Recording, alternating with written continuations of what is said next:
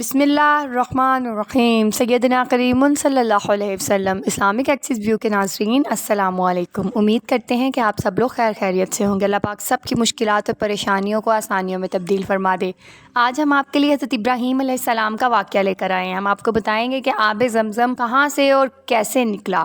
حضرت اسماعیل نے ایسا کیا کیا کہ اللہ پاک نے فرشتوں کے ذریعے آب زمزم کو جاری کر دیا۔ اگر آپ یہ ہمارے ساتھ جاننا چاہتے ہیں تو اس ویڈیو میں بنے رہیے گا۔ آئیے آغاز کرتے ہیں۔ اللہ پاک نے 80 برس کے بعد حضرت ابراہیم علیہ السلام کو بیٹے کی بشارت دی۔ اس وقت ان کی زوجہ سارہ بھی بوڑھی ہو چکی تھیں اور بانجھ تھیں، تو اللہ پاک نے آپ علیہ السلام کو اماں ہاجرہ کے ذریعے حضرت اسماعیل عطا فرمایا، لیکن پھر اللہ کا حکم ہوا کہ انہیں اپنی نظروں سے کہیں دور چھوڑ آئیں۔ تو حضرت ابراہیم علیہ السلام نے پوچھا کہاں چھوڑ آؤں؟ تو اللہ پاک نے ایک فرشتے کو آپ کی رہنمائی کے لیے ساتھ کیا کہ جہاں یہ کہیں وہیں چھوڑ آنا۔ تو آپ علیہ السلام اپنی بیوی اور بیٹے کو لے کر روانہ ہوئے۔ چلتے چلتے اونٹوں پر 3 ہفتوں کے سفر کے بعد ایک ریگستان میں اللہ پاک کا حکم ہوا کہ یہاں پہ انہیں چھوڑ کر واپس چلے جائیں۔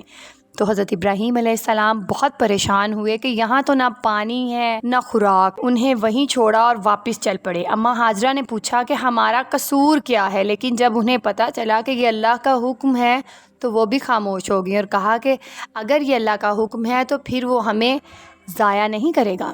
حضرت ابراہیم علیہ السلام انہیں وہاں چھوڑ کر واپس پلٹ گئے۔ آپ کو بہت افسوس تھا، لیکن اللہ پاک کے حکم کے آگے وہ اپنی مرضی نہیں کر سکتے تھے، اور واپسی پہ دعا کی کہ اے اللہ تو ہی ان کا نگہبان ہے، تجھے یہ بات پسند نہیں آئی کہ میرے دل میں بیٹے کی محبت نے گھر کر لیا، میں تیری رضا میں راضی ہوں۔ تو اماں ہاجرہ نے سوچا کہ اب بیٹا بھوک سے بلک رہا ہے، تو انہیں ایک جگہ زمین پر ڈالا اور خود ایک پہاڑ پر چڑھیں اور ادھر ادھر نگاہ دوڑائی۔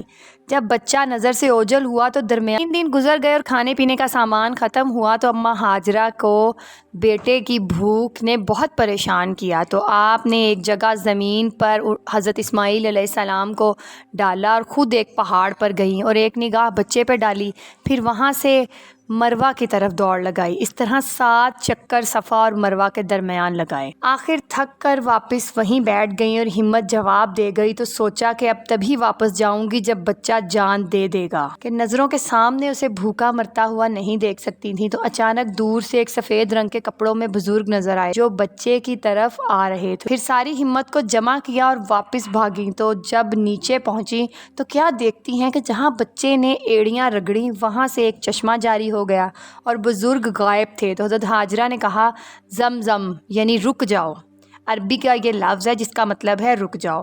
تو جو چشمہ جاری ہوا تھا وہ رک گیا۔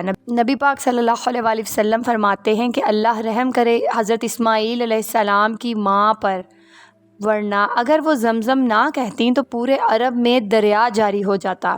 آپ نے وہ پانی خود بھی پیا اور بچے کو بھی پلایا اور اللہ پاک کا شکر ادا کیا۔ خانہ کعبہ سے 20 میٹر کی دوری پر آب زمزم کا کنواں پایا جاتا ہے۔ روئے زمین پر اسے پانی کا سب سے پرانا چشمہ قرار دیا جاتا ہے۔ یہ پانی 5000 سال سے بھی زیادہ پرانا ہے۔ تاریخ الحیات میں بیان کیا جاتا ہے کہ آب زمزم کا چشمہ حضرت ابراہیم علیہ السلام کے بیٹے حضرت اسماعیل علیہ السلام کے ایڑیاں رگڑنے سے پھوٹا تھا۔ ابراہیم اور حضرت اسماعیل علیہ السلام کی جب مکہ مکرمہ میں آمد ہوئی تو یہ برکتوں کی سرزمین بن گئی۔ جب حضرت ابراہیم علیہ السلام نے اللہ کے سب سے پہلے گھر کی تعمیر کی تو اس کی اہمیت بہت زیادہ بڑھ گئی اور مکہ مکرمہ عرب کا تجارتی مرکز بن گیا۔ وقت کے ساتھ کچھ سال کے لیے زمزم کا پانی سوکھ گیا تھا۔ حضور کے دادا حضرت عبدالمطلب نے خواب دیکھا کہ اس کنویں کو دوبارہ کھودا جائے، اور جب اس کنویں کو دوبارہ کھودا گیا تو اس کنویں سے پھر سے پانی نکلنے لگا اور آج تک پانی کا چشمہ جاری ہے۔ حج اور عمرہ کے لیے آنے والے لوگ ہر روز اس پانی سے استفادہ حاصل کرتے ہیں۔ زمزم کے کنویں کو محفوظ رکھنے کے لیے اس کے ارد گرد ایک مضبوط عمارت بھی بنائی گئی ہے۔ سابق سعودی فرما روا شاہ عبداللہ بن عبدالعزیز کے دور میں کنویں کی حفاظت کے لیے ماڈرن وسائل کو بروئے کار لایا گیا۔ اس دوران مسجد الحرام میں زمزم کی تقسیم کے نظام میں بھی تبدیلی لائی گئی۔ 2013 میں شاہ عبداللہ بن عبدالعزیز زمزم پروجیکٹ کا انعقاد ہوا۔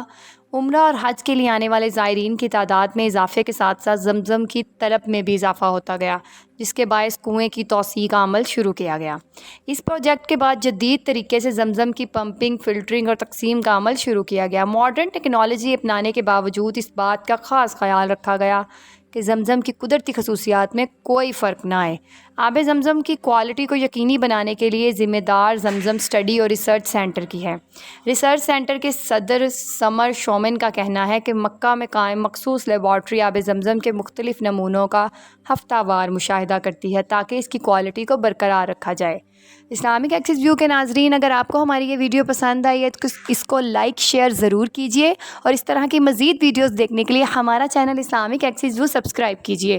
اللہ پاک سے دعا ہے کہ اللہ پاک ہمیں بھی حج اور عمرے کی سعادت نصیب فرمائے، اور ہم بھی اللہ پاک کے گھر میں جا کر اسماعیل کی ایڑیوں سے نکلنے والا پانی یعنی آب زمزم پی سکیں۔ آمین۔